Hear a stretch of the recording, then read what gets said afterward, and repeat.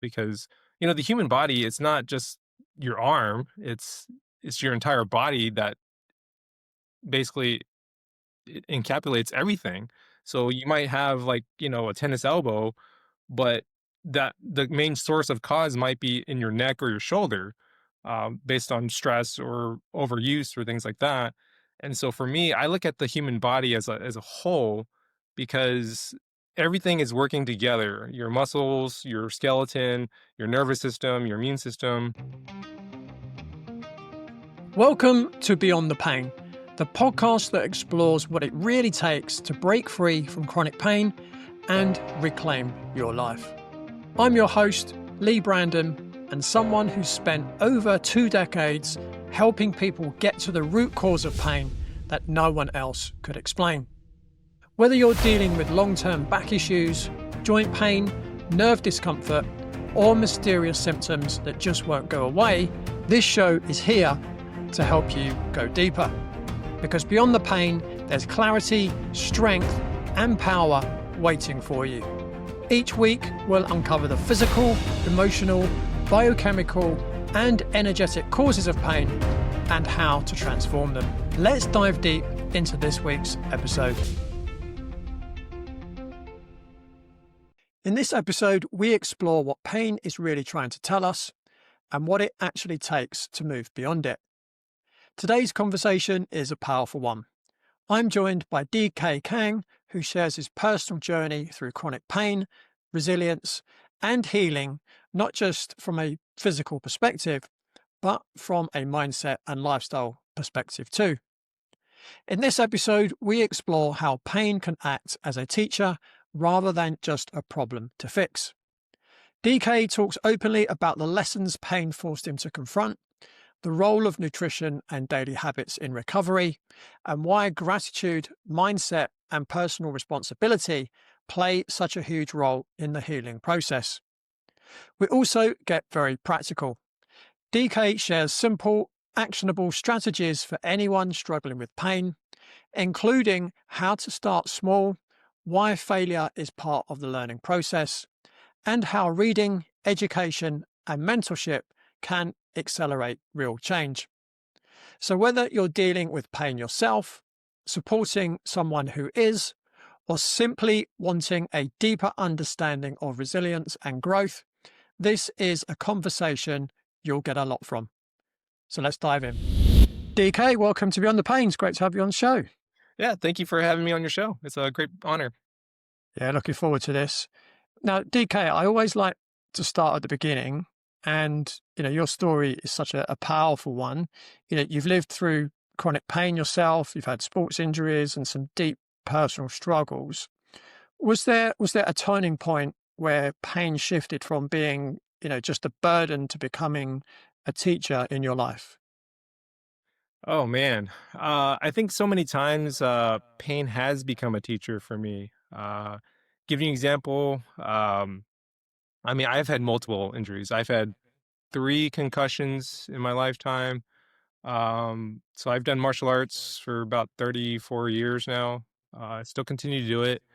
But yeah, when I was about 15, I was at a tournament, and it was a taekwondo tournament.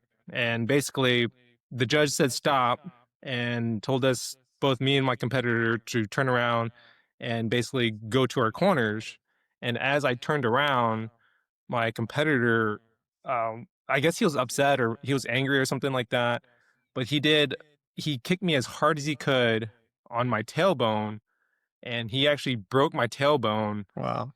And I still live with it today. Oh, I've seen countless chiropractors. I've seen orthopedics. I don't know, maybe like 30 chiropractors. I've done massage, trying to get it, stretching. But because it basically solidified and calcified into that position, so my tailbone is at a 90 degrees and it's shifted to the left. right. So for me, I've been dealing with that since I was 15. Mm, I'm turning 40 almost now. And mm, so there's times where it has become a teacher for me where I'm like, okay, I need to adjust something, whether it be like, okay, I can't sit for very long, or I need to change my exercise, like when I go run or something like that. I'm like, okay, I can't run in this exact way or I need proper shoes. And so for me, like, yeah, I was a teacher because I'm like, all right, body mechanics is huge, but I need to also be able to adjust myself and so I can get comfortable or do something new so I don't aggravate my pain in my tailbone basically. And there's Mm. other instances as well, but that's kind of a one example. Yeah, I mean, I'm happy for you to share more. Yeah, so another injury that I had, I think I was like 5 or 6 years old, and this was my very first concussion. So me being like a 5-year-old and I was hanging out with my brother, I was like, I don't know if I said it was a good idea or if he said it was a good idea, but to hang up, like, like there's a door handle. I put both my feet on like the door handle and like kind of swinging around the door. And then I think I slipped or I missed my footing, and then I fell backwards and I hit my head, the back of my head, on a corner, and I ended up like I saw blood, and then I don't remember what happened after that, but I know I woke up in the hospital and like face down, and I couldn't move. And so I think I got like a lot of stitches. I don't remember how many stitches I got, but I still have that scar till this day. But I think it became a teacher because sometimes you have to go through those things in order to teach you, like, okay, like life isn't about fun and games. Life isn't, like this wild ride of like just having fun. Sometimes you have to be serious. And I didn't me being a kid, I saw it as something fun to hang on the door, but that cost me, my parents' medical bills, and that Mhm. cost me, I think it was like a month out of school or something like that. And so like I had to make up so much schoolwork and, because like being a month gone, I was like, man, like, so a lot of that has taught me like, okay, like I need to, there's a fine point of having fun and being serious. So, yeah, that was another good teacher of mine as an Mm. injury. Cool. Yes, it's interesting. In the training that I've done, my teacher talks about something called the pain teacher, Mm. right? And how pain is a really important teacher. It's normally there to warn you that either there's some imbalance in your body or there's something that's not you're not living life in the right way, so to speak. Um, I know you've experienced broken bones, you've torn muscles, as you mentioned, concussions. A whole catalogue of injuries that most people will never face. What did those experiences teach you about resilience, recovery, and really listening to what the body is trying to say? Yeah, so, I mean, for me, I believe that the body can heal itself. I think resilience, I think it really teaches you, like, to kinda get back up. Uh, you know, so life will basically knock you down. Um, Life will be challenging.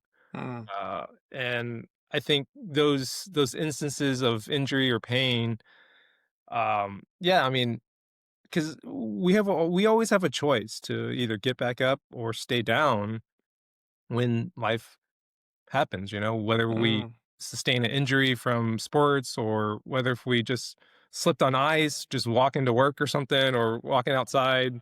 Um, but I think that human resilience is like it's built by those small, sometimes even big things that, like when life happens, and that, because I feel like the easy way out is to give up, mm, and it's always a choice to get back up and to try something new. And I think with recovery, I mean, for me, I've been a licensed massage therapist for like 18 years now, and so, I deal with a lot of um, sports injuries, whether it be runners, tennis elbow, golfers, things like that. And for me, is I look at the person as like, okay, you're experiencing this. What caused it? Is there any other areas that are, above it or below it? or on the other side that's causing this issue as well. Because the human body, it's not just your arm, it's your entire body that mm, basically it encapsulates everything. So mm, you might have, like, a tennis elbow, but that the main source of cause might be in your neck or your shoulder, based on stress or overuse or things like that. And so for me, I look at the human body as a whole, because everything is working together: your muscles, your skeleton, your nervous system, your immune system. And yeah, I think recovery not only is um, soft tissue work, but chiropractors are great as well. But I think also nutrition plays a big part. mm, The foods that we eat yeah. can either enhance our healing, or they could be a detriment. If we're eating a lot of fast food and sugary drinks, it's going to cause more inflammation, and then your recovery process is not that great. And so for me, I think nutrition, soft tissue work, stretching is great recovery. Mm, Hydration is another one. When we're not drinking enough, our basically our muscles and tendons basically get stiff.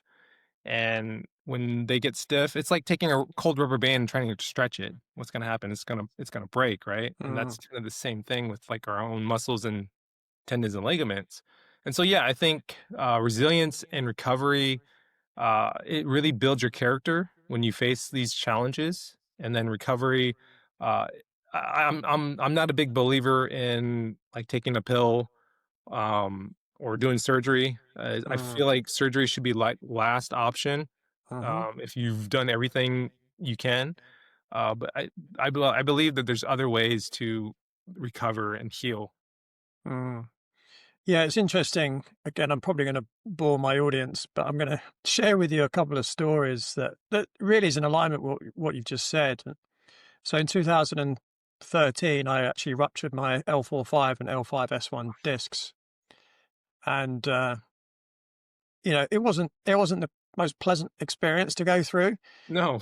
It was about 22 months of rehabilitation before I could get back lifting heavy weights and Yeah. playing tennis again. And the thing I learned from that experience was an important lesson, and the lesson was to not work so hard, not work really long hours. Like, make sure, listen, I know what I should be doing. I know I should be taking care of exercise and nutrition and hydration and getting enough sleep and all that kind of stuff. And yeah, I was nailing the nutrition. Yes, I was nailing the hydration, but I was writing a book at the time and I wasn't getting the exercise done. I was spending way too long at the computer all day. And, the body will give you certain signs to listen out for. And if you Mhm. ignore them, they'll get louder, right? Mhm. And what was interesting when I look back at that experience, I was teaching a course the week before, and I'm standing all day and I kept thinking, oh, it feels like my sacroiliac joint is tightening up. And I found it difficult standing for long periods, but I have to stand for 8 hours a day when I'm teaching. Mhm. And then I had a day off, then I went back to work, and I remember I was deadlifting in the gym.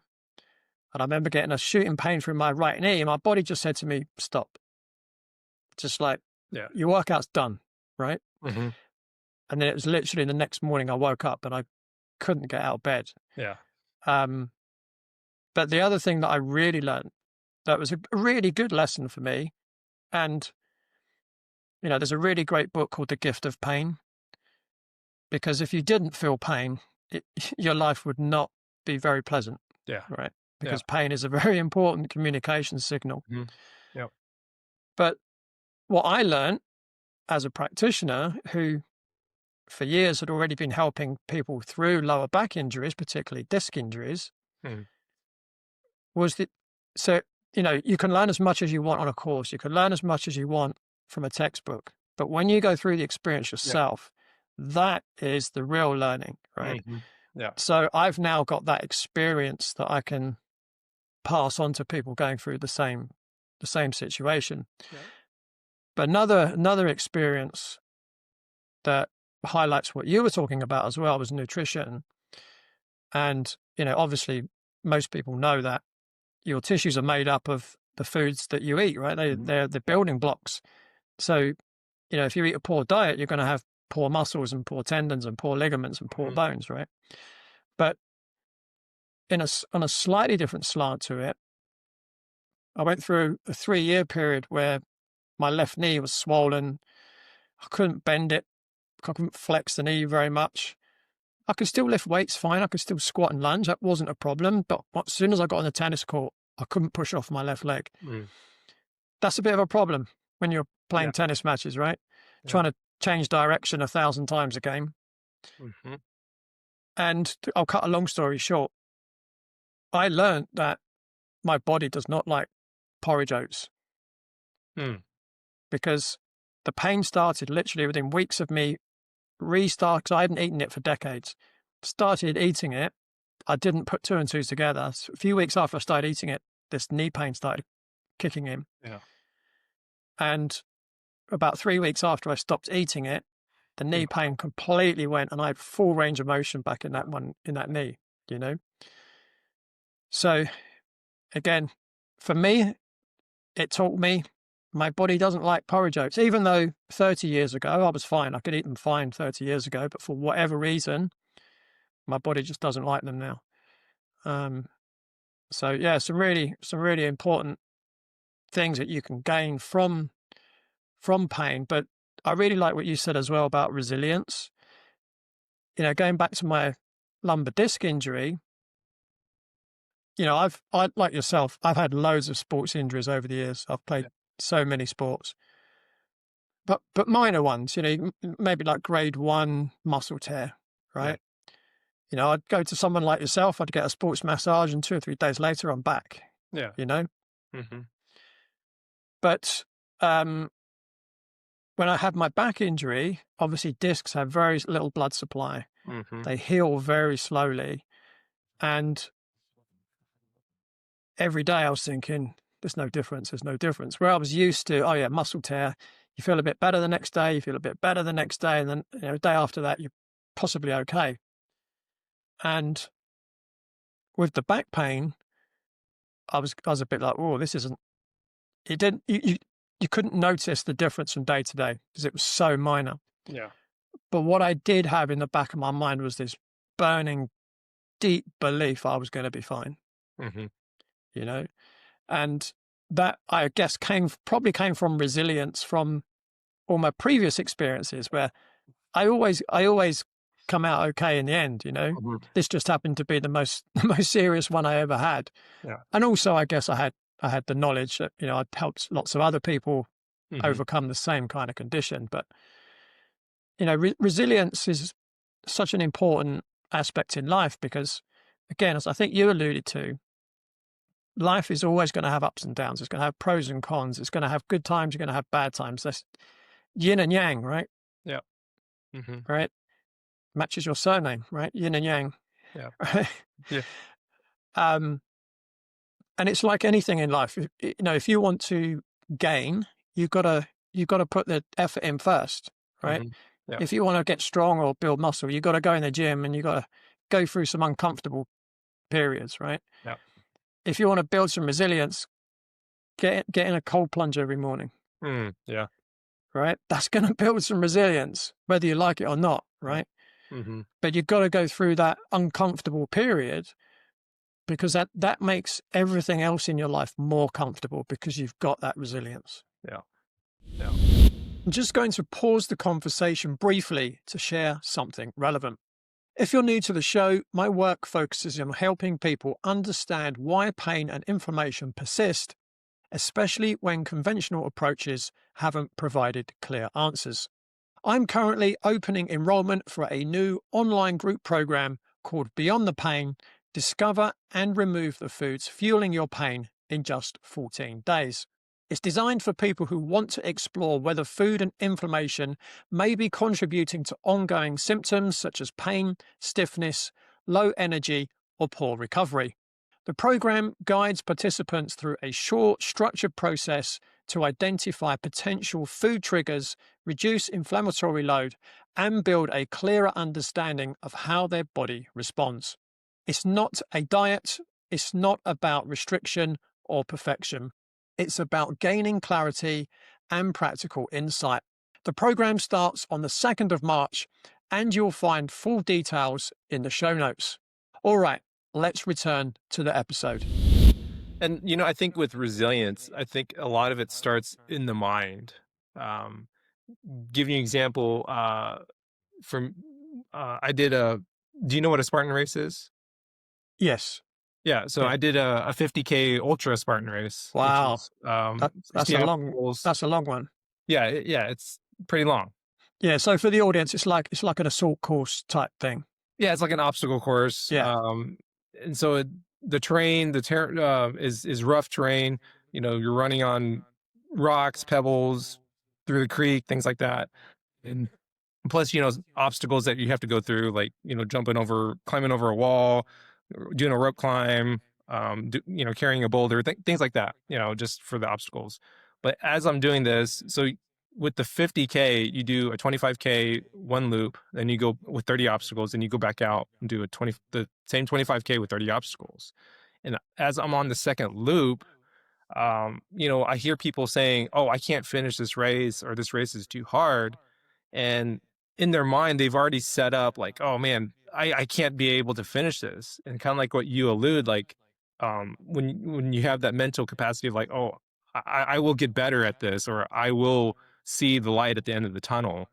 And so for me, I did not listen to all those other athletes that were running the same race that I was doing. And I basically just said, I can and I will finish this race. So give you some context, during this race, um, it took me like 12 hours, 12 hours and 15 minutes, something like that. But during this race, so I dropped a boulder on my toe. Uh, I lost my gloves. I tore my hands on the rope climb. My hands were all bloody. I had a nosebleed.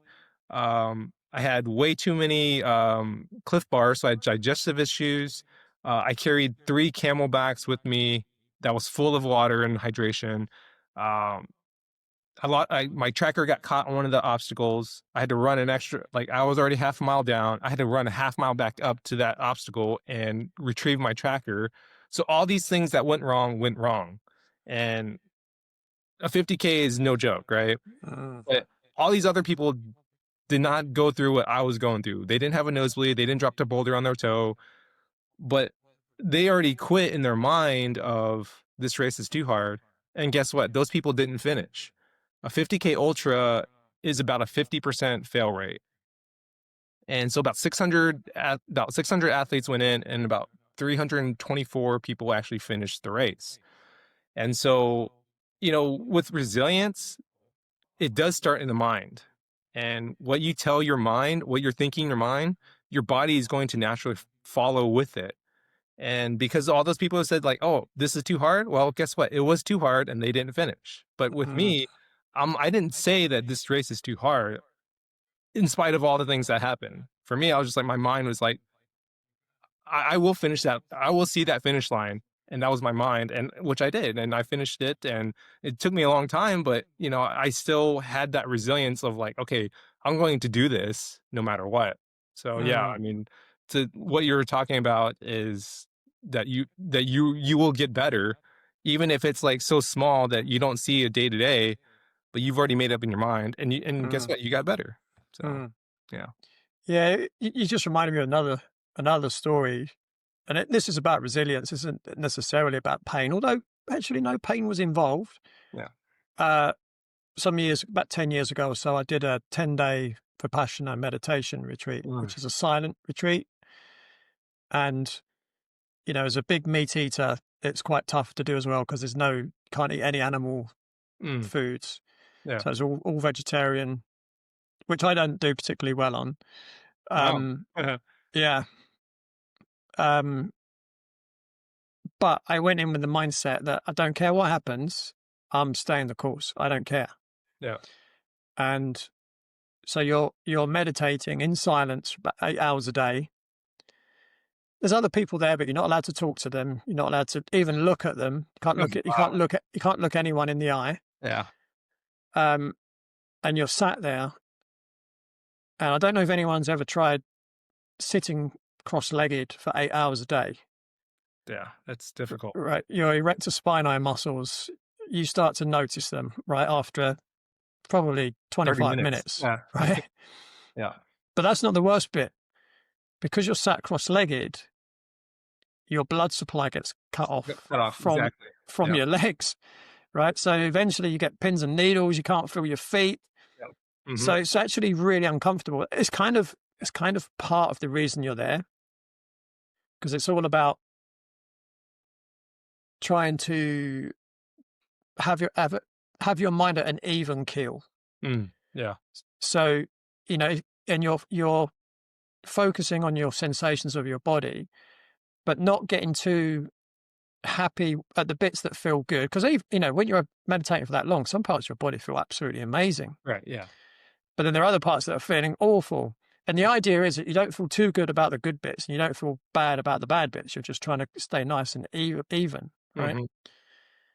And it was interesting that every day you just see there was probably, I'm guessing, about 300 people there, like 150 men, 150 women on average. And then every day or even every session, you just see the room emptying. And I don't know exactly how many people didn't stay the course. I'm going to guess and say 30% didn't stay the course. Mm. Um, so you're going through this pain, and it would be easy just to walk out, right? Yeah. Yeah. But once I had that mindset, I'm doing it. There Yeah. was pretty much nothing that would have stopped me, Hmm. And again, I work with a lot of people in pain, like you do, and I know it's difficult when you're in pain, especially Yeah. if you've got persistent pain, right? Hmm. Yeah. Like listening to someone like me say what I just said, I'm sure they would say to me, "Oh, but you don't understand," Yeah. right?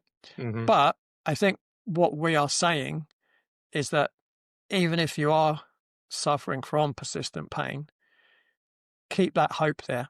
Yeah.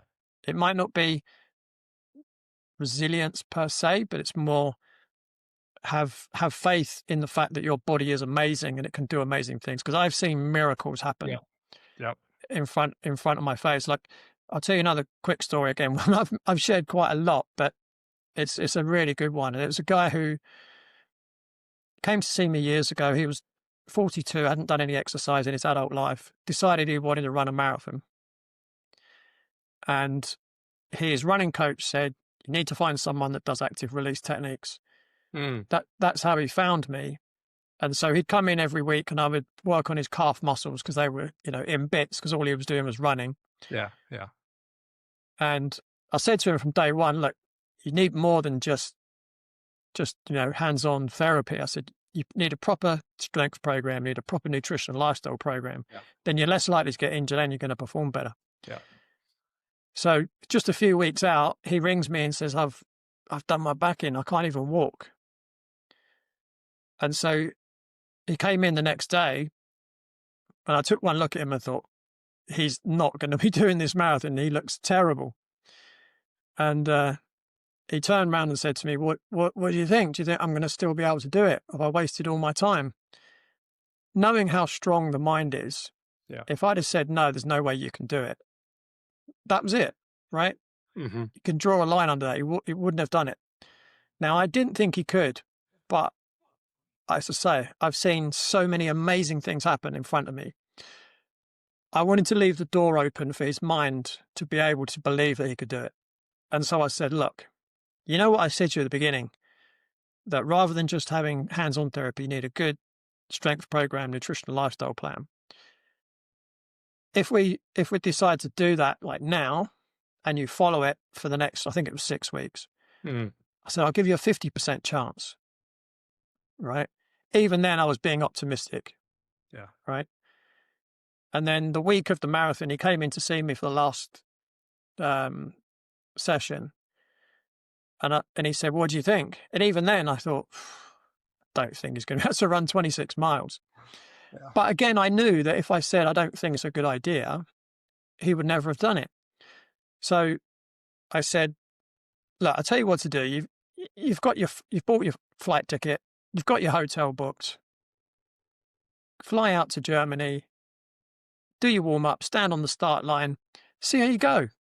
If you start feeling pain, just stop. Don't be a hero. There's going to be other marathons. Yeah. And he said, yeah, that's a good idea. And I'm still thinking, yeah, he's probably going to get 5 miles in, 10 miles in, and he just have to stop.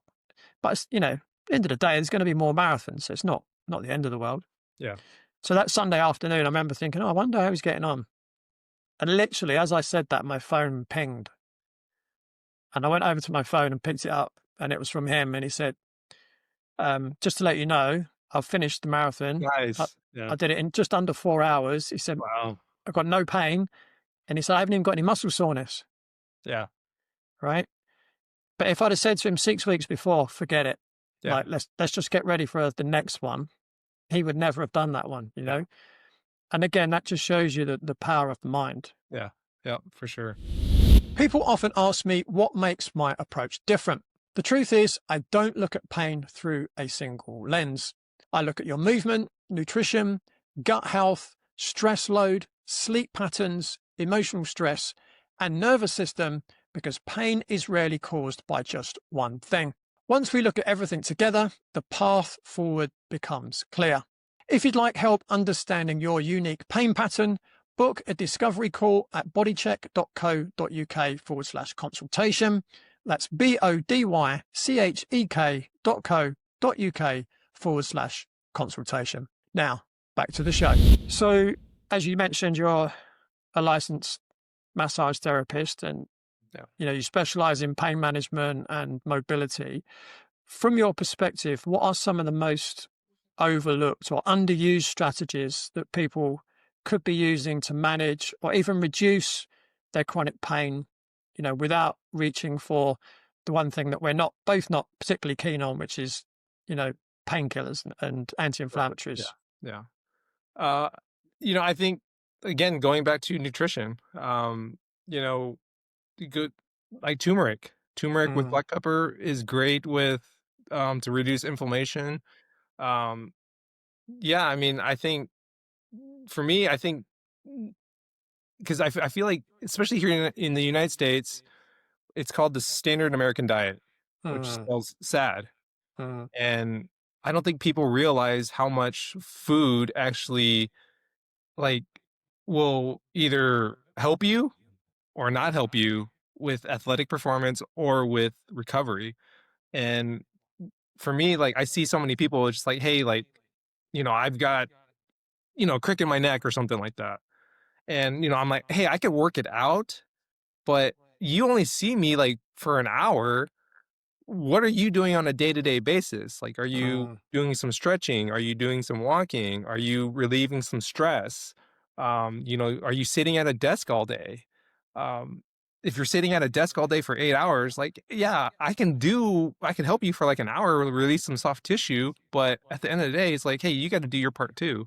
And not just take, popping pills, but hey, mm, get up out of your desk, do some stretching, like some neck stretching, walk around a little bit, get the blood flowing. Like I said, it's your body is a whole, and if you're sitting down, I mean, you're not bringing any circulation to your legs, or you're not getting your heart rate up, and it's everything is connected. So I think those are some of the things that I really tell my clients, like, hey, get up every hour, drink, a glass of water while you get up and walk around.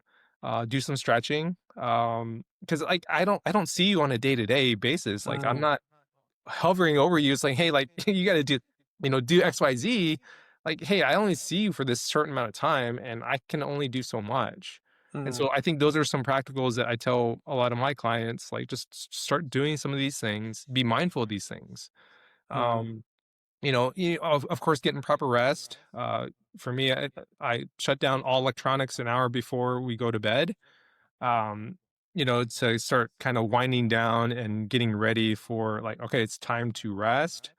Because when we look at electronics, blue light, it actually brings up the stress hormone, and then it causes us not to sleep. Then we have insomnia, things like that, and people wonder why like they're not recovering or they're not sleeping well. And, for me, again, I live in the United States. We do something called daylight savings time.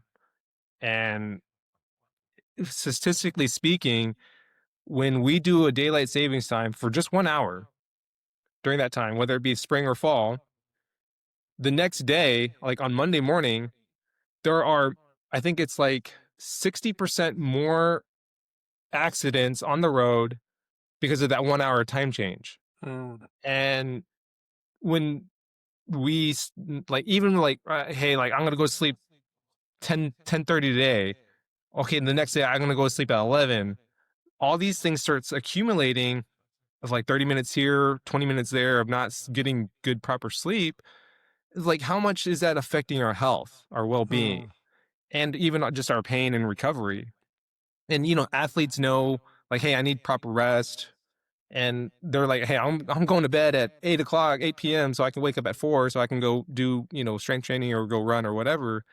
And I think people here in the United States just they take sleep for granted. They take these little moments for granted. Um, and so yeah, I think these are just some practicals that I tell my clients and practicals that I do, Mm. because I know what it's like to be in that much stress or be in pain. So yeah, those are things that I really do and teach. So Mm. Yeah, it's very similar. It's very similar to what I recommend. I mean, the one thing that I often say to people, I give them generally I give people, exercise plans to follow, nutrition, yeah, lifestyle, stress reduction, detoxification, manual therapy. yeah, But I say to them, how long are you spending doing those things? And they're like, well, okay, they might work it out and say, well, it's 4 hours a week. I say, great. How many hours in a week are there? Most people don't know. so I tell right, so yeah, I so I tell them it's 168 hours in a week. So if let's say you're exercising for 3 hours a week, let's say, and let's say you're trying to optimize your body alignment, your posture, you're taking stress off of tissues on the body. That's great. But if you're walking around on your phone, if yeah, you're sat slumped in a chair, if yeah, you're if you're working on a computer that's not set up correctly, if you're mhm, sitting on an office chair that's not set up correctly, now you're creating, a very while it's low intensity, it's a long period of time that tissues are in a position that they're not really designed to be in, exactly, yeah, and that's going to put strain through them. So it is really important that people consider every hour of the day, not just, oh, I've done my exercise today, now I can just do whatever I want, right? hmm, Um, but the way that I look at things, and it's pretty much exactly the same as what you've just said. Um, but we look at what we call the 6 foundation factors. So number one is your thoughts. Okay, we've already spoken about the mind and how important the mind is. yeah, But the other important thing with the mind and pain is that the more stressed you are, the more it increases or I should say lowers your threshold to pain. So you're yeah, more likely to feel pain the more stressed you are. hmm, And the more stressed you are, the less the tissues in your body are going to recover. yeah, So if you've got stress hormones floating around the body, your growth and repair hormones like testosterone, estrogen, progesterone, they're going to be lower. Then you've got breathing. yeah, Breathing, again, very closely linked to stress, very closely linked to your mindset. hmm, Can also be linked to the way you move. yeah, So inhaling, your spine lengthens. As you exhale, the spine reduces. And that's also allowing the flow of cerebral spinal fluid up and down the spine and hmm, in the skull. Next is hydration that you mentioned. yeah, Again, what are we, 70% water? yeah, hmm, It doesn't take much degree of dehydration for things to start going wrong, that's right? right, hmm, Next is nutrition. yeah, And again, the quality of food is so, so important. As you mentioned, hmm, you mentioned the standard American diet. It's not that different in the UK. Some of it might be a slightly better standard because we have slightly better standards over here in terms of the um, authorities. But I think we're slowly taking on the American standards, which yeah, that's a whole nother ball game. yeah, But yeah, things like eating organic and avoiding things like the seed oils and hmm, the processed sugars and yeah, For some people, gluten, gluten can be a big Yeah. problem, and Mhm. processed dairy, etc. But also understanding what's right for you as an individual. Mhm. As I said earlier, a high vegetable diet just doesn't work for me. You know, look at us two. We look different, right? Your genetics are from Asia, mine are from Europe. Our ancestors probably grew up in different environments, Mhm. Yep. right? So Yep. we had different access to different types of foods. So our Yep. diets may well be different in terms of what works for us. The next thing is movement. Mhm. Okay, again, you mentioned, if you're sat at a desk all day, get up and move around, right? Um, but also getting the right amount of movement. For some people, they do too much, right? Yes. So again, it's listening to your body. So last week I had a really, really intense week with work, really long hours. And this week, my body was saying to me, just take a week off from training. Yeah. I needed to rest. And that's just listening to what my body needs in terms of movement. But the other thing with pain is that we also know that movement reduces pain, right? Yep. And again, I know some people say, yeah, but when I move, it hurts, right? What I would suggest to anyone that's in that situation is really experiment and try and find what kind of movement you can do Yeah. without it hurting. Yeah. You know, one great thing for most people in pain is a swimming pool, Oh, yeah. Low right? impact. Yeah. It's great. Yeah. Just the flow of the water over your skin actually helps to reduce pain. Oh, And yeah. you've got the stress going through your joints because you're in the water is Mhm. practically zero. Yeah, yeah, it's low impact and I mean, it reduces inflammation and reduces stress. Oh, yeah, swimming is so great. Yeah, for Yeah. sure. And some people might say, well, I don't like swimming or I'm not very good at swimming. You don't have to swim. You don't have to swim. Just You get in can the water. walk. You can walk. You can jog.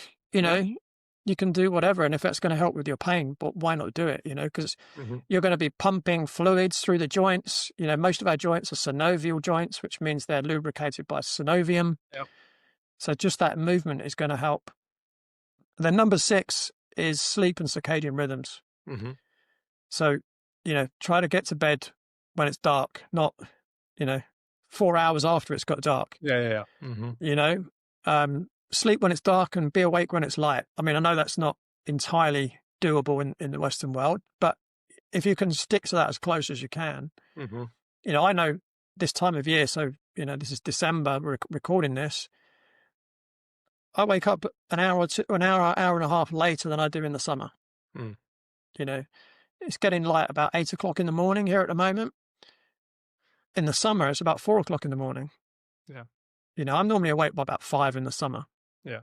you know? So that's the 6 foundations. But then for me, there's other things you can do. So again, kind of mentioned it, detoxification, Yeah. again, is important. Again, if you're in pain, any toxins in your body is going to increase your inflammation. Mhm. Yep. Now, what's popping up everywhere, and I know that's in the US and in the UK, are these recovery centres. And they've got the cold plunges and the Mhm. infrared saunas and Yep. the red light therapy. Some of them have things like, hyperbaric oxygen chambers and Mhm. vitamin C IVs and things like that. And they're great. All those things are great. But for me, you've got to have those 6 foundations in place first, Yeah. right? Yeah, Mhm. they're going to help you even if you don't have them, but you're going to get a lot more benefit if you've got all those other factors in place first. Yep. Yep. So that was just a long-winded way of answering exactly what you just said. Yeah. If you've tried everything, stretching, physio, hands-on treatment, injections, and your pain still hasn't shifted, you're not alone. Most people try to fix pain from the outside when the real drivers are happening inside the body. Gut irritation, food sensitivities, nervous system overload, these often keep pain switched on. When you calm inflammation, the body can finally settle. The Pain-Free Plate gives you 7 foods that help support that shift. Download your free guide at bodycheck.co.uk. That's chek.co.uk/pain-free-plate. All right, back to the episode. As you're saying those six pillars, I totally agree. And I actually talk about those things in my book, Mindset Metamorphosis. Um, and I go into like different things. Like I talk about box breathing to kind of de-stress. Like if you're in a really stressful job, you can do it and no one notices it. Box Mm, breathing is breathing in for 4 and you're drawing a box, and then exhaling for 4 and drawing a yeah. box again. And that really brings down your cortisol levels. Breathing is so essential, and I feel like most of us don't do it correctly. And we that's something that we can actually control, and actually we don't have control of, because we Mm, don't control it when we're asleep. We just naturally breathe, right? mm. But we can control it. So yeah, I mean, I think those six pillars are, yeah, it's definitely foundational, and I definitely do talk about those in my book as well. So yeah. Yeah. Yeah, it's interesting because I do assess when I'm doing a physical evaluation on someone, I do assess how they breathe. Hmm. And it's pretty close to 100% of people that don't breathe correctly, Yeah. you know? And for the audience, what I mean by that is we have primary respiratory muscles, so particularly the diaphragm. Yep. So as you inhale, you should notice your belly moves outwards, Yeah. Not right? not your chest. Yeah. Not the chest. Yeah. So the muscles up here that lift up the rib cage, they're called Mhm. accessory respiratory muscles. Yeah. If you're using them to breathe, they actually are tied in with the stress response Hmm. because those muscles are meant to activate when it's a fight or flight Yeah. situation because you want to get more oxygen into the system. Yeah. So if you're breathing all day and your shoulders are lifting and your chest is opening up as you breathe in when you're sat at a desk, all that's doing is creating more stress Yeah. in your system, you know? Yeah. So you just mentioned your book, Mindset Metamorphosis. Yep. You share how mastering the mind can transform someone's life. How do you see mindset influencing physical healing and the way someone experiences chronic pain? Yeah, kind of talking about before, I mean, everything starts in the mind. Mm, What you think is what you become. I think that's what Buddha said that, I believe. And give you an example. So, give you some context behind this book. So, January 2024, my wife was diagnosed with breast cancer. And then about February 2024, she's going to be starting treatment for her cancer. And then I'm reading this book called The Breast Cancer Husband. And basically this book is telling me, hey, be there for your wife, be at all her appointments. And then as I'm finishing this book, it says, hey, let your employer know, just do the right thing. So you're not calling out all the time and, pretending to be sick or whatever. Just be upfront with them and to let them know, like, hey, just ask for a flexible work schedule. And so for me, I was very reluctant to do that. But February 1st came around, I was like, all right, I'm gonna talk to my employer. And when I did, I was like, hey, I'll work weekends, I'll work nights, whatever I need to do to make up my time to finish my task or whatever. And then they said, yeah, that's fine. And then exactly a week after I disclosed that, they decided to lay me off. mm, And so with that, so faith is a big part of my life. After I got laid off, I heard the news. I came home. My wife and we prayed, but we didn't ask God, why is this happening to us? Why did my wife get cancer? Why did I lose my job? All within a short amount of time. We asked the question, why not us? And who can we help? And so as I'm going to my wife's treatments, I was just journaling one day, just like I was just writing my thoughts down, writing my emotions down, my feelings, and I was just like, just expressing myself in writing form. And so that actually transformed into, because that question always came back, who can we help? And so my journaling turned into a book. And it's a book based on how to help people, how to get unstuck in life when you're facing some sort of challenge or adversity, um, how to de-stress, how to basically not be overwhelmed. Because for me, I was that person. I was the one that was feeling stuck because I'm like, there's nothing I can do to get rid of this cancer. I was overly stressed because I didn't have a job. My wife is going through cancer. I was overwhelmed. I'm like, well, I I don't know how am I going to pay for the next bill, next medical bill or whatever. And so that's kind of how it transformed. And I talk about a lot of like practicals of breathing, journaling, uh, you know walking, doing some exercise, drinking water. Um, just these are just the practicals that helped me get through this time as I was facing this tremendous, basically life challenge. Mm, And so that's kind of how it kind of came about. And basically, it's for anyone that really does feel like they don't know what's like the next step. I talk about a fixed mindset versus a growth mindset. A fixed mindset is more like I've been at this job for 25 years. I don't need to learn anything new. And that's kind of it. While a growth mindset is like, all right, what else can I learn? Can I learn from this new colleague that started yesterday? What are, maybe I need to learn a software that this colleague knows or something. And that's having that growth mindset. And so for my wife and I, we had to have that growth mindset. We took it upon ourselves. We took responsibility of our lives. We read so many cancer books. We read so many nutrition books that help with cancer. We read a book called Chris Beat Cancer. And I know you said it's kind of hard for you to go, eat a lot of vegetables and, a plant based diet. But a lot of the books that we read on cancer and nutrition talks about a whole food plant based diet and how it can reverse cancer effects and how they can boost your immune system.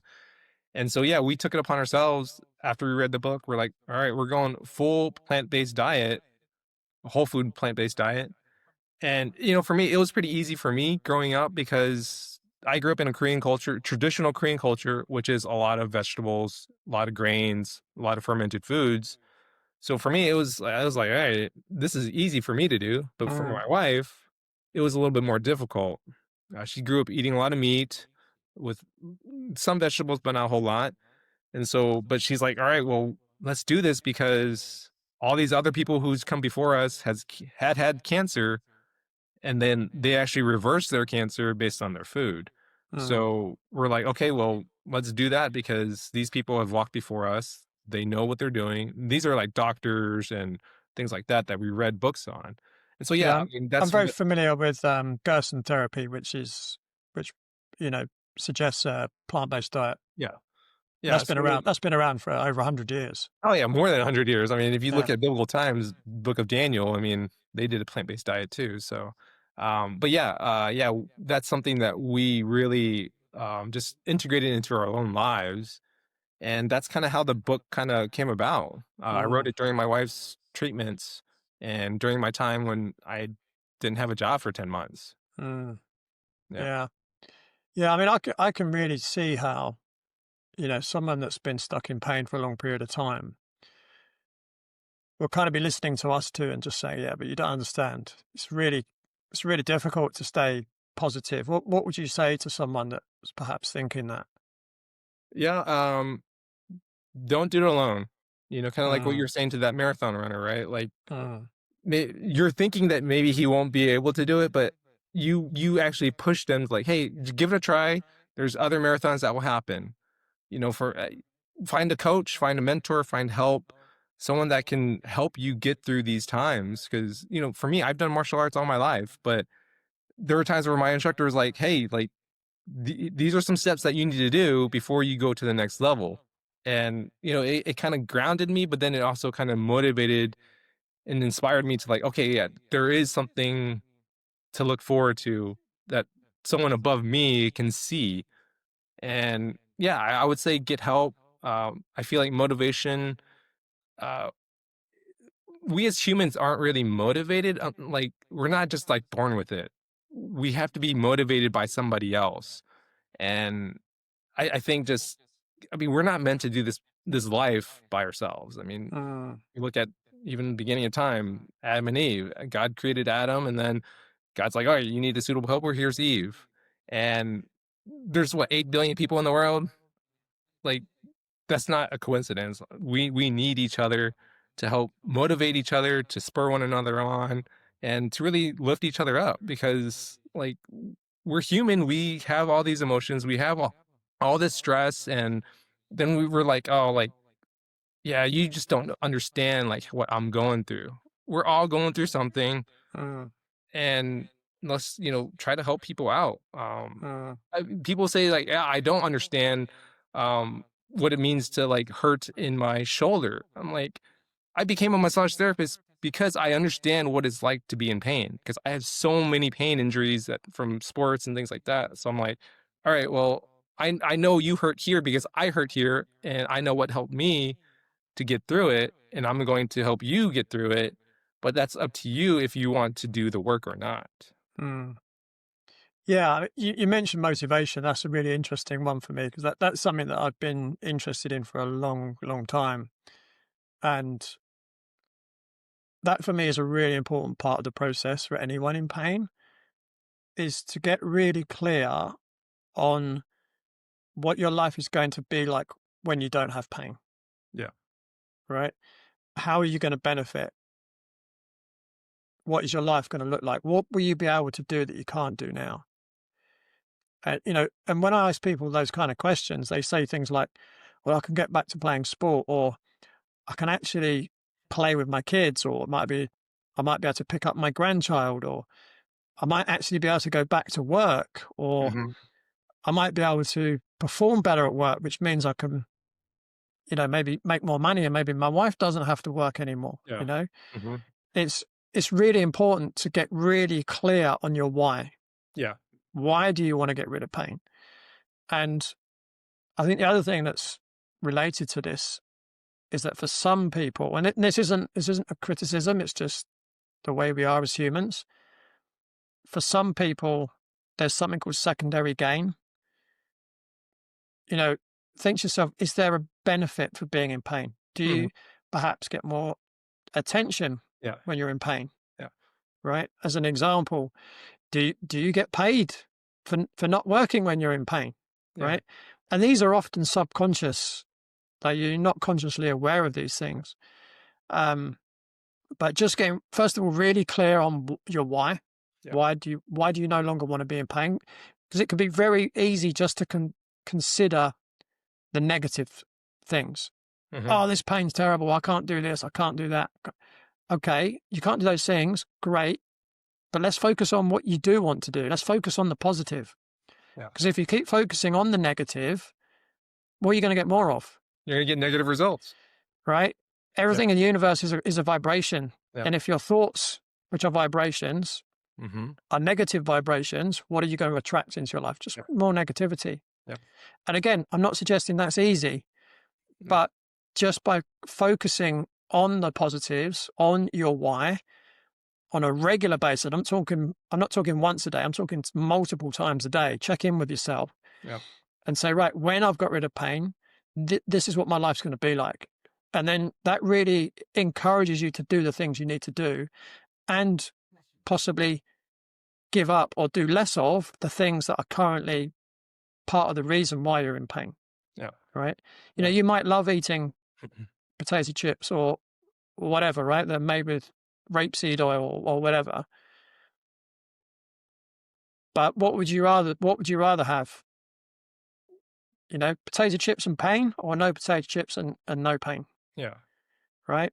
Yeah. And it doesn't have to be as big a trade-off for that. There might be a healthier snack that you can eat, right? If indeed you need to snack. Yeah. So again, we come back to mindset, right?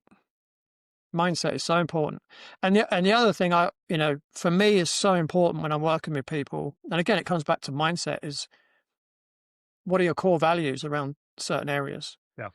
Setting core values around your movement, setting core values around your diet, setting core values around your sleep and your rest, Hmm. right? Because it's really easy when, you know, you might start on a a regime, and then you get invited to a wedding, and you go to the wedding, and then you drink loads of alcohol, and you eat lots of cake and all that kind of stuff, and then you feel terrible afterwards, right? And you have a big flare of pain. And then they'll come back to someone like me and they say, "Oh, well, it was a wedding. I had to do that." It's like, well, when you say have to, like, did someone have, your arm tied up behind your back? And so what I try and do with people is, prior to those kind of things happening, is to say, right, well, what would be your value set around those kind of things? Yeah. And if they say, well, I'm just going to enjoy myself, I'm going to say, okay, what do you think might be the consequence of that? Well, I'm going to be in pain for like 2 weeks afterwards. Okay, is that acceptable to you? They might say, yeah, fine. I will support that if that's what they want. But if they say, do you know what, I'm fed up with this pain, I want to get rid of this pain. Okay, let's come up with a plan that's going to be suitable for you whilst you're at a wedding, right? It might be, I just won't have a dessert, or when I've had 2 drinks, I'll go on to soft drinks, potentially, right? Yeah. And it's up to the person to come up with those values themselves. Yeah. But for me, it just helps, setting really clear values. Yeah. Really helps people to make the right decisions. Mm-hmm. There's an old saying, your yes has no value until you learn how to say no. Yeah. And powerful.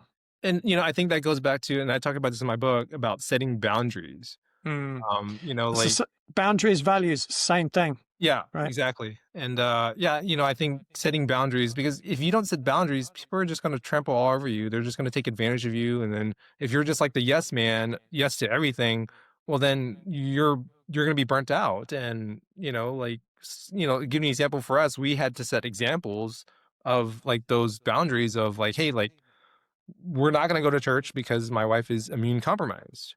And that's our boundary. Like, we're not going to take that because my wife can get really sick and then it can spiral really, really, really downward. And we're going to set that boundary right now. And like, okay, like, you guys know, that's it.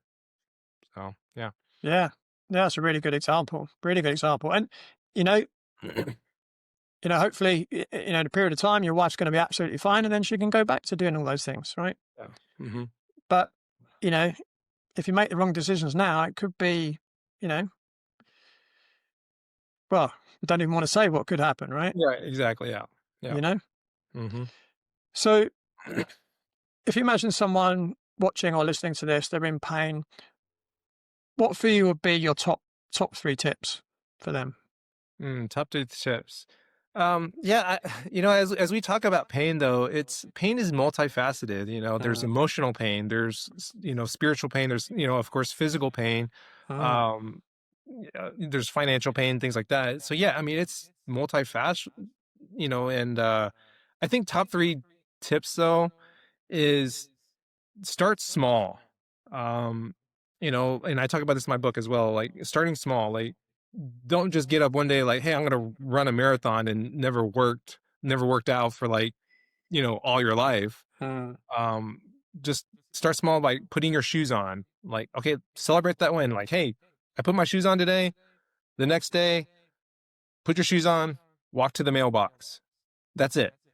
And then on the 3rd day, walk to your neighbor's mailbox. So, I think, because then those small actions will help motivate, like, oh, maybe I can run a 5K, or maybe I can run a marathon. But if we don't start small, I mean, the world wasn't built in a day. I mean, Rome wasn't built in a day. So we as humans expect like, oh, like, I'm going to run a marathon, even though I haven't worked out in like 50 years or whatever. Like, so yeah, starting small. I think number 2, don't be afraid to fail. Failure is a good teacher. It challenges us. It helps us learn. But don't just be like, oh, I failed at it, then just kind of give up. If we look at like babies, when they're first trying to walk, what is the first thing that they do? They fall on their butt. They fall on their leg. They fall 1,000 times. But a baby, like, we can't get inside of a baby's mind, but I think a baby's like, hey, these big people are walking. Why can't I walk? Mm. We as adults we don't just say like, oh, like the baby tried once and then it was like, oh, you're never gonna walk ever in your life. And I think just having that mentality of like it's okay to fail, but to learn from those mistakes, those learn Mm. from those failures, because that will teach us so many lessons that we can never even understand. And number three, I would say, um, man, so many things to choose from. I feel like I would say read books. Mhm. Because I feel like a book is like a $15 mentor. There's so many books. Find a topic that you want to really learn about, whether it be like, hey, I'm dealing with physical pain.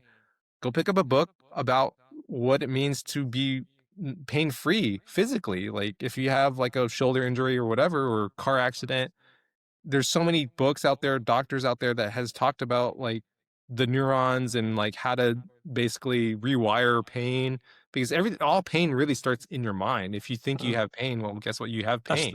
that's the only place pain exists, Yeah, yeah, is in but I your mean, brain. pain is a great signal for us. I Mm. mean, if we didn't have pain, like if we touched a hot stove and didn't have pain receptors, then our hand is just going to be burnt. So yeah, Yeah. pain is a good thing, but start learning about things that you want to learn about or things that you're struggling with. Like if you're struggling like financially, like start picking up books about like financial health, or if you're trying to start a business, learn about business from books, learn from mentors.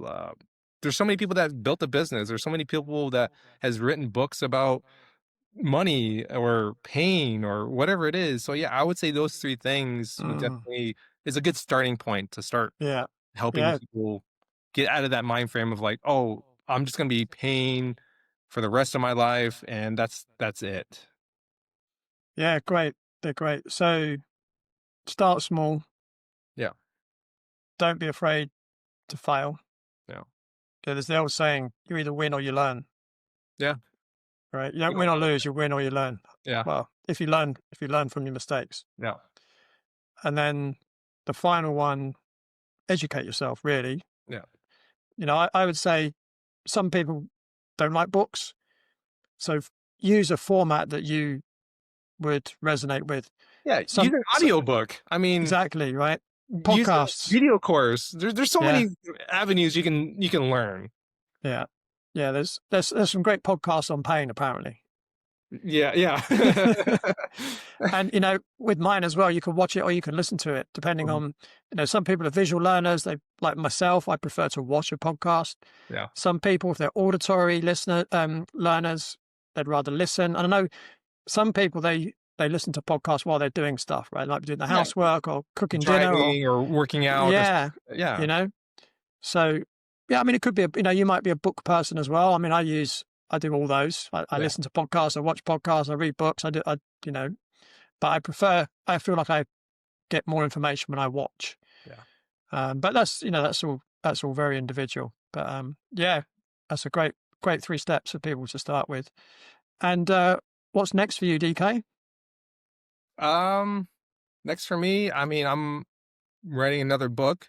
I actually have another book out. It's called the Kimchi Connection Cookbook, and it's basically about the whole benefits of fermented foods and how to integrate it into your lifestyle, basically, and basically how to make your own kimchi. If you don't know what kimchi is, it's a Korean fermented side dish. It has a lot of benefits, a lot of probiotics, and if you don't know that there's a big gut brain connection, and about 70% of your immune system sits in your gut. So, people talk about like, hey, I have irritable bowel syndrome or I've got a leaky gut. And, they go see the doctor gives them a pill, but then a pill has all these other side effects. But when you start sealing your gut with like good food, like good fiber and probiotics, and, everybody's on this whole probiotic thing craze right now. And instead of like taking a pill, actually take live active bacteria like kimchi or sauerkraut or things like that Mm, that will actually help seal the leaky gut and help with irritable bowel syndrome because it'll help with digestion. mm, And if you when you look at like your immune system, if we don't treat it right, I talked about the standard American diet, which is ultra processed foods and sugary drinks. that our body actually doesn't know how to process that, and basically those things start causing cancer, because it's just chemicals, and Mm, our bodies aren't meant to do that, or are meant to, process it. So yeah, when you start adding like real foods into your diet, you'll notice a difference from energy. You won't have the brain fog because, like I said, there's a big gut brain connection, right? mm. And if you have a healthy gut, you're going to have a clear mind. But if you keep And eating, you also have a higher pain threshold as well. yeah, exactly. And because, again, everything starts in the mind. But yeah, so it's a book to help people really to integrate it into their daily lives. Mm, And my next book that I'm working on is about gratitude. That's something I had to practice while going through my wife's cancer and job loss. Um, and just having gratitude for like the small things, mm, hey, my wife smiled today, even though she's exhausted, or going through chemotherapy, things like that. Or so yeah, I'm writing a book about gratitude is my next thing. mm, And if you want to get a hold of me, you can go to my website, dkkang.com. And if you sign up for my newsletter, I'm actually giving away the first chapter of Mindset Metamorphosis as a free download for you to start changing your mind and to start transforming your mind. And my newsletter is basically just about life lessons that I've went through and what I've learned, and to try to just teach people to be better in their life. mm, And both my books, Mindset Metamorphosis, is on Amazon as a Audible, as a Kindle, and as a paperback. And the Kimchi Connection cookbook is on Amazon as well. It's on paperback and Kindle. So that's kind of where you can find me. And the best place, I mean, I'm on social media, but I only go there to post. But if you really want to get a hold of me, is dk@dkking.com is my email. And I usually respond in like 2 to 3 days. And at the end of the day, hey, I just want to be able to help people, because I know we're all going through something in life. mm. Yeah. Yeah, it's interesting you mentioned kimchi, that there's a German company. I don't know how you pronounce it. It's spelled Suur. Maybe it's Shaw. I don't know. I don't know. They do amazing um, kimchi, sauerkraut. They do a beetroot sauerkraut, and Okay. they do Okay. a turmeric and curry sauerkraut, Oh which wow. is Okay. off the chart. Yeah. It Yeah. is amazing. Um, for people in the UK, we have a pickle called piccalilli. Mm, It's a bit like a mustardy kind of sauce with pickles in it. Um, I don't even know if it's still available because I don't do supermarkets anymore. But mm. the the curry and turmeric sauerkraut tastes a bit like that. Okay. Uh, Yeah. yeah, well, I absolutely love it. It's really good. Yeah. Yeah. Um, Yeah. so And, yeah, as you mentioned that, like, with sauerkraut or kimchi, you can make it to however way you want to make it. mm, You can add in turmeric, you can add in curry, you can make the kimchi non-spicy. Like, you can make it completely vegan. You can add like the fish sauce to it. So yeah, just make it your own. And so for me, I did that because I would buy kimchi at the store, but they'll be in plastic containers. And when you store kimchi into plastic containers, it starts absorbing the microplastics, and then you start mm, digest or ingesting it.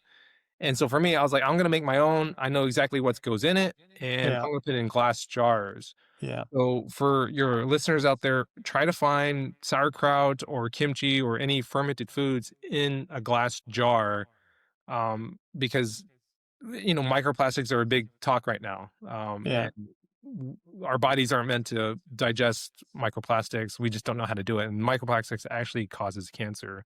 So mm, just kind of a FYI for that. yeah, absolutely, absolutely. Yeah, I only ever buy it in glass jars. Yeah.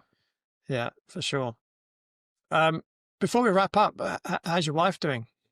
Okay, yeah. So my wife is cancer free. It was a year-long treatment.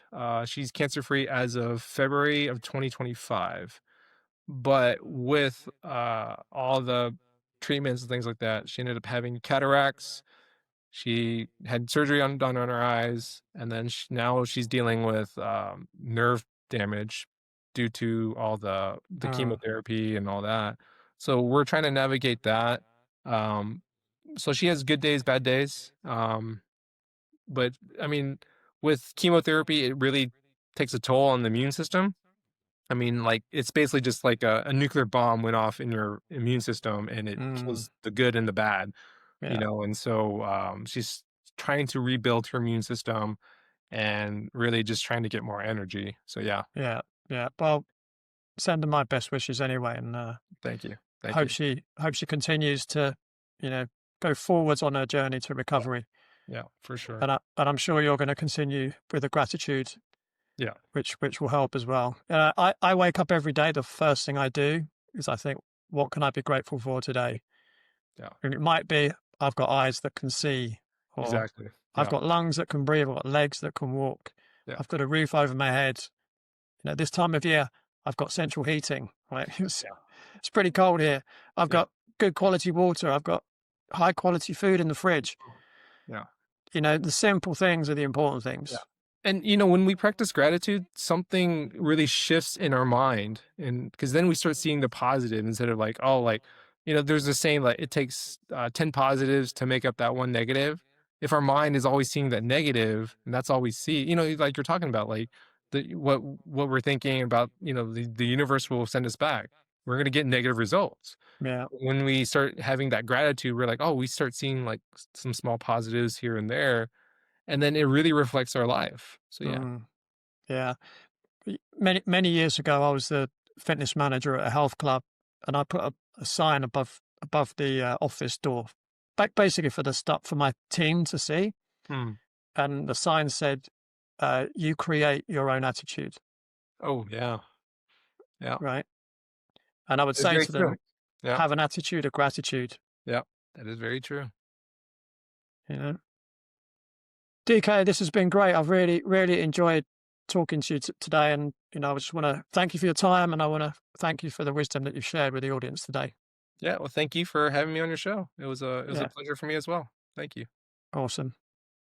So that's it from DK and me for this week. But be sure to join me same time, same place next week on Beyond the Pain. Thanks for listening to Beyond the Pain. If this episode resonated, please follow the show, leave a review, or share it with someone you know who's been struggling. And remember, pain is not permanent.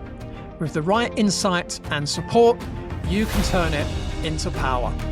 Until next time, stay open, stay strong, and keep moving beyond the pain.